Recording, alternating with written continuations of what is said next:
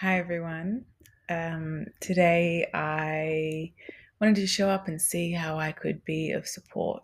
And that is through speaking about what I'm going through. And at the moment, I can really sense that there's a lot of things that I'm not where I am, right where I want to be at the moment. And that is the funniest concept because where is right where you want to be? We're always trying to get to somewhere in the future. We're always desiring to be somewhere else or avoiding, I don't like the feeling of being here. But when we can just accept reality for how it is, not wanting it to be any different, that is where the peace lies. And this is one of the lessons that I really learned in Vipassana. It's accepting the reality as it is, not how we are wanting it to be. And that is one of the most amazing lessons in surrender, in faith, in trust, in just accepting, the identified self, this ego self that always wants things, crave things, that won't ever stop, that's always going to want more and more and more. This is a side of you that actually cares because it's identified with being a certain way. And when I really just allow myself to surrender with what is, of course I can also witness there's an element in me that always wants to be happy, that always wants to be succeeding, that always wants to be abundant, that always wants to have everything sorted out. And this isn't the reality. The reality is that everything in life changes. Everything changes from moment to moment. In a silent 10-day Vipassana, you're silent the whole time, and yet you are just energy that is moving and changing, and it's activating different parts in your body and sensations that's triggering different memories and patterns and responses. And it's all just changing from moment to moment. And we don't have that much control of we don't have any outside control of the outside world. And the only thing is how we choose to respond, how we choose to react in every situation. That is all we are capable of. Because you can say, certain X person comes along or situation comes along, I don't like that, I don't want it, I'm going to ignore it. Well, you can't say that the next person comes along is going to be the same. Instead, you have to change your internal reaction to that. And it's the harsh truth that it actually, as society, we've always been taught to go out, seek outside ourselves ever since we were really young. It's been a way, Ram Dass says, of like how you control kids in a way. You give them external validation rather than seeking their own truth of like what, obviously there's limits to that, but we're taught to often override what we truly feel, often override what our true intentions are because society says it is to be a certain way.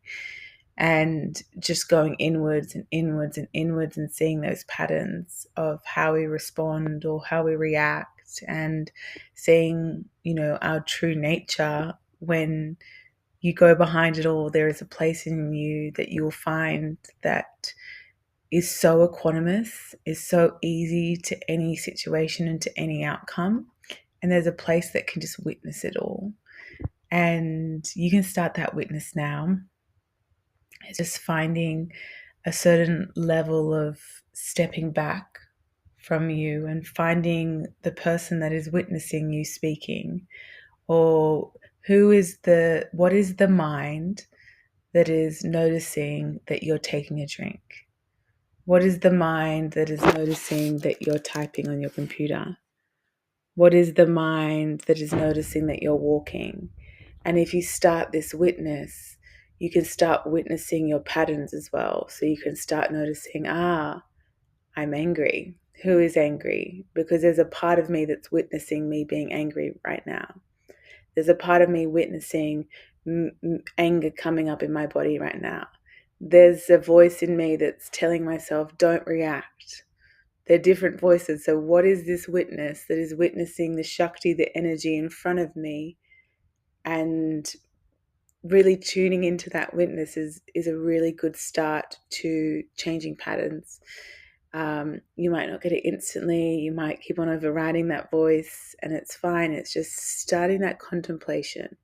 Starting that contemplation that's witnessing your patterns, that's witnessing your behaviors, that's witnessing your vices. Just start witnessing. Just start stepping back from your life and becoming the witness. And you really quickly see how you create your own misery and you create your own suffering.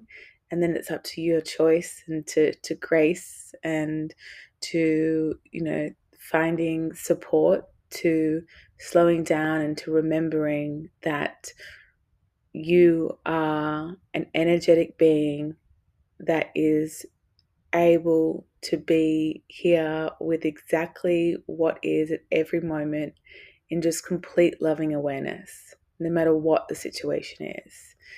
And it's a complete practice that you come back to again and again and again. And sometimes it doesn't make sense. Sometimes it's really hard. And that's the equanimity of it. It's like, well, what is hard? Because we never know what is good or bad. And in situations, it is from the outside hard. But, sometimes, often the hardest moments in life are the most beneficial, are the most rewarding. People on the other side of really horrific things say it was the best thing that ever happened to them. So if you're going through a hard time, if you're going through a time in your life that's confusing, it doesn't make sense, or if it's all positive and rainbows and sunshines, just know it's all going to change. That is the only inevitable. Everything is changing at every moment, and at every moment you can choose to come back to yourself. You can choose to come back to give yourself compassion, and you can choose just to surrender and just understand that it's not all you. We are all just these energetic bodies and beings with these labels and patterns that we've given ourselves, and we can also choose how we respond, and we can choose that to be love again and again, even if it doesn't feel like the truth at the time. It's a beautiful practice, and that has been my practice for the past week. And of course, it's a practice. And you fall off the horse and you fall flat, and you just get back up and keep walking and try not to create as many ripples around you as possible, to then make the path a little smoother and on the walk forward. So if you don't listen to Ram Dass, I would recommend listening to him if it calls your attention. I just listened to a Ram Dass YouTube that you can go onto onto YouTube, onto the live channel, and he just has constant lectures going there, and it just really soothes my soul. So that's a tip from me. I send you so much love. Please be compassionate with yourself. Take some breaths. Just give yourself a little bit of spaciousness where you can. And just start witnessing yourself from a loving, caring, compassionate way. No judgment. Just be with what is and just watch it all. It all just changes.